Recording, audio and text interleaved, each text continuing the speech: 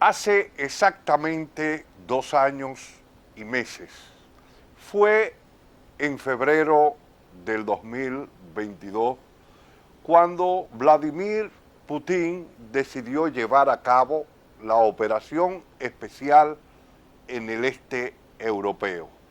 Para esa época, tanto Estados Unidos como Europa llenaron de sanciones a Rusia y dijeron que su economía iba a ser llevada al medioevo económico y que Rusia iba a quedar totalmente aislada de todo el mundo. Ya, como hemos dicho al inicio, hacen aproximadamente 3 años, porque fue para el 20 o el 21 de febrero del año 2022 cuando esta operación se llevó a cabo. Hoy la realidad es totalmente diferente. Soy Tito Olivo y voy a analizar la situación de Rusia en términos económicos, en términos políticos y en términos militares a través de la PEPA en la geopolítica. Como le iba diciendo, para esa época todo el mundo que hablaba por este lado decían que Putin era un loco viejo y que no debió llevar esa operación a cabo. Yo recuerdo que yo participaba en un programa televisivo y decía que Putin no era ningún loco viejo, que Putin había sido un tipo que se había graduado summa cum laude como abogado, pero además había ocupado todos los honores en la Escuela de Alta Estrategia Militar de la KGB, y que Putin además había sido campeón de artes marciales dentro de la KGB y que había sido campeón de ajedrez.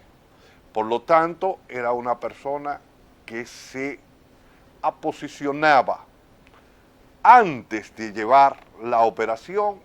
Ya él estaba analizando los pros y los contras y sabía qué tipo de guerra tenía que llevar a cabo para poder enfrentar no solamente a Ucrania, sino a Estados Unidos conjuntamente con todos los países europeos que son miembros de la OTAN. Hoy vamos a analizar a profundidad esta situación.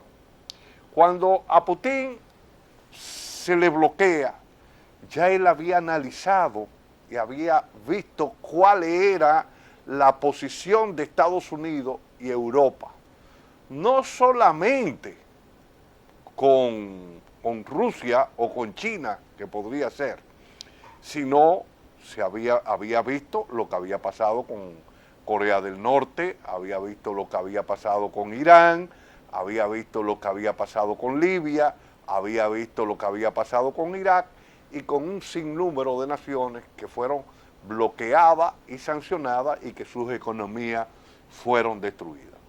Putin duró 8 años preparando esa operación. Desde aquel golpe de Estado del 2014, cuando se da el golpe de Estado del Maidán, planteando a Estados Unidos acercar la OTAN aún más hacia Rusia y quitarle la salida a agua caliente a partir de la base naval que tiene Rusia ahí en Ucrania, o lo que pertenecía a Ucrania, y que era la única forma de salir al agua caliente por el Mar Negro. Entonces, todo se planeó para destruir a Rusia, fragmentar a Rusia en varios estados, en varias naciones, y que la parte de Estados Unidos y Europa hacerse con todos los recursos energéticos y económicos que tenía Rusia. Putin analizó los escenarios, tomó a Crimea, que es la parte donde podía salir. Esa parte había sido de Rusia inicialmente. Y él analizó que los que habían vivido ahí eran rusos parlantes. Por lo tanto, convocó a una a unas elecciones internas para que, o un referéndum, para que la población decidiera. Más del 96% de las personas decidieron votar para formar parte de Rusia. Y Rusia se queda con Crimea. Soy Tito Olivo y hoy en la Pepa, en la geopolítica, vamos a analizar todos estos escenarios. Le pido a ustedes que compartan este video si les gusta, que le den me gusta y que también opinen, que hablen, porque eso nos permite que el algoritmo nos tome en consideración. Como le íbamos hablando, Putin preparó el escenario. Se dio cuenta que los norteamericanos, después del año 1973 y después que ellos habían salido del patrón oro, patrón que se había planteado en Bretton Woods en el año 1944, establecieron el SWIFT bancario. El SWIFT que está en Bruselas, que controla todos los escenarios de transacciones bancarias, porque es una mensajería para tratar de que los bancos no hagan sus intercambios de banco a banco, sino para tener mayor seguridad, pero esto le da el control a los Estados Unidos de las economías del mundo. ¿Por qué le da el control? Porque esas transacciones se hacen a través de bancos corresponsales norteamericanos.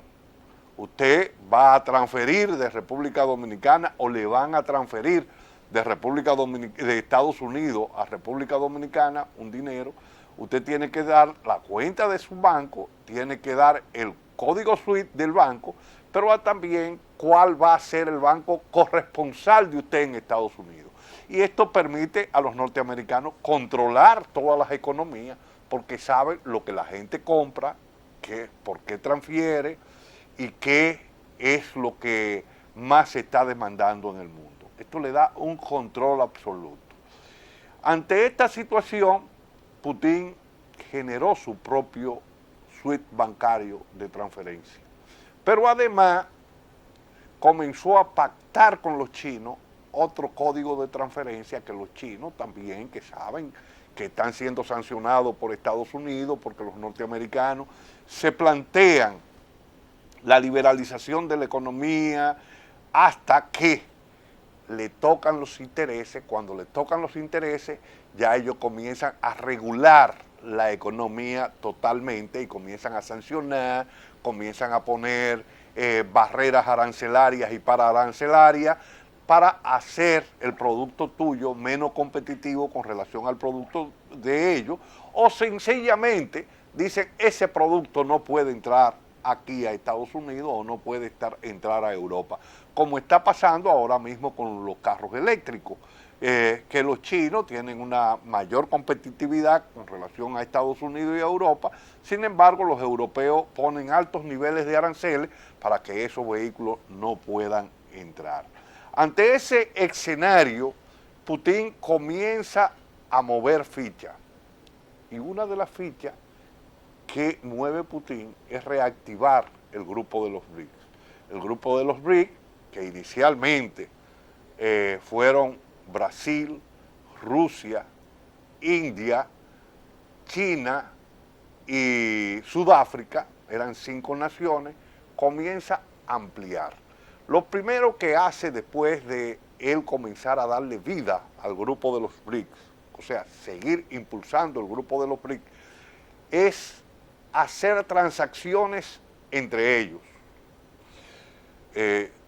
Rusia comienza a venderle gas, el gas que se destinaba a Europa y que hacía a Europa competitiva, porque la locomotora de Europa, que es Alemania recibía por el Nord Stream 1, recibía gas alrededor de un 40 o un 50% más barato que el gas que le podía llegar a través de los barcos metaneros, porque para usted enviar gas a través de un barco metanero, usted tiene que hacer ese gas líquido, tiene que licuar el gas para poderlo comprimir. Después de usted licuarlo, tiene que introducirlo adentro del barco y después transportar ese barco desde Estados Unidos y llegar a Alemania. Y en Alemania, cuando el barco llega a puerto, ese gas hay que volverlo a regasificar y transportarlo a través de un gasoducto para ser distribuido. Todo esto eleva el coste de producción. Cuando se da esa situación, China, Rusia, a través del gasoducto que pasa por el Siberia 2, que pasa por la Siberia, decide llevar el gas o parte del gas que le estaba vendiendo a los europeos, a China y a la India, pero a China a través del Siberia 2 y vendérselo con descuento. Rusia recibe a pago el renminbi o la moneda china y comienzan a negociar entre rublo y renminbi.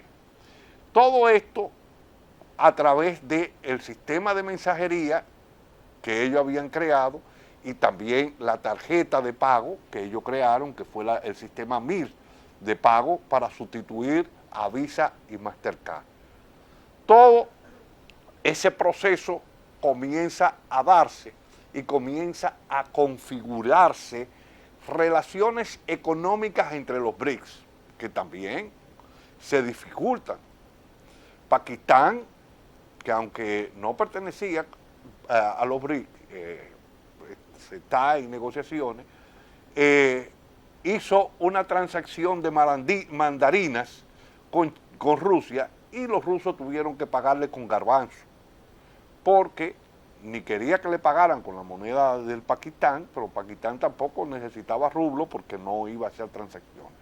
Todo esto comienza a dibujar una situación de salida, de buscar un sistema de pago, una plataforma de pago que pudiera ser confiable para los países que están dentro de los BRICS y los nuevos que van a llegar en forma de asociados, porque se está ampliando.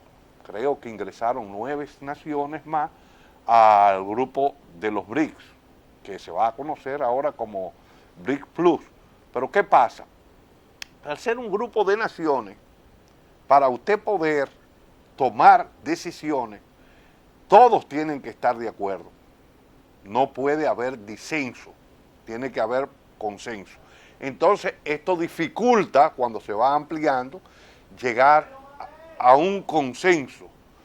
Entonces, ¿qué pasa? Los rusos y los chinos deciden ir a esta nueva plataforma de los BRICS en esta reunión que se hace en Kazán. Y ahí digo que Putin viene venciendo a Estados Unidos y a Europa. ¿Por qué digo que Putin viene venciendo a Estados Unidos y a Europa? Les decíamos al inicio que se planteaba que se iba a llevar al medioevo y que Rusia iba a quedar totalmente aislada, cosa que no ha sido así. La reunión de los BRICS que se da en Kazán, Putin tiene una reunión con más de 22 o alrededor de 22 jefes de Estado, pero hay más de 35 naciones o alrededor de 35 naciones que estaban presentes. Es el 40% de la producción de petróleo del mundo estaban presentes ahí.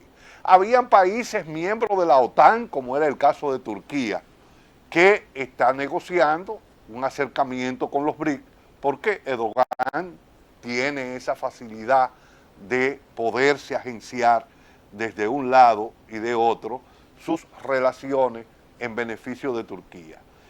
Todo esto comienza a presentar a Putin a nivel internacional como un líder de consenso, un líder que comienza a ver no solamente la paz que tiene que ver entre Ucrania y Rusia, que fue planteada ahí, y por lo cual se ha llegado a toda esta situación, por ese enfrentamiento, sino también con la situación que se está viviendo en el Medio Oriente, entre Gaza y el Líbano. Todo esto hace que no solamente los jefes de Estado estuviesen presentes en Kazán, sino que también estuvo presente el secretario general de la ONU. ¿Y por qué estuvo presente el secretario general de la ONU?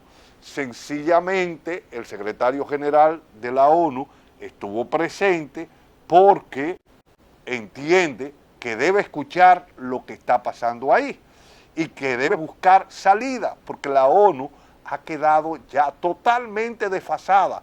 Recuérdense que la ONU fue un organismo creado en el año 1944, después de finalizada la Segunda Guerra Mundial y cuando lo que se conocía como la Unión de Naciones fueron destruidas, y que esto planteó un nuevo escenario en el año 1944. Estamos a 80 años de haberse creado la ONU. Ya ese organismo está totalmente desfasado porque existen nuevas naciones que tienen un rol preponderante que no lo tenían en ese momento, como es el caso de la India, de China, como es el caso de Brasil, que andan buscando su posición. Esto no quiere decir también que los BRICS van a ser un escenario de enfrentamiento contra Estados Unidos y contra la Unión Europea, porque también hay contradicciones. Aquí lo que se está buscando es una nueva forma de gestión. Muchas naciones, como el caso de Cuba, el caso de Corea del Norte, el caso de Venezuela u otras naciones que han sido sancionadas y que tienen una gran cantidad de sanciones por parte de Estados Unidos y la Unión Europea, sanciones que son unilateral al margen de la ONU, están planteando buscar una salida para ellos poder negociar. Ahí tenemos el caso de Cuba. Cuba tiene los recursos para comprar combustible, pero no lo puede comprar porque Estados Unidos sanciona los barcos o las empresas que hagan negocio con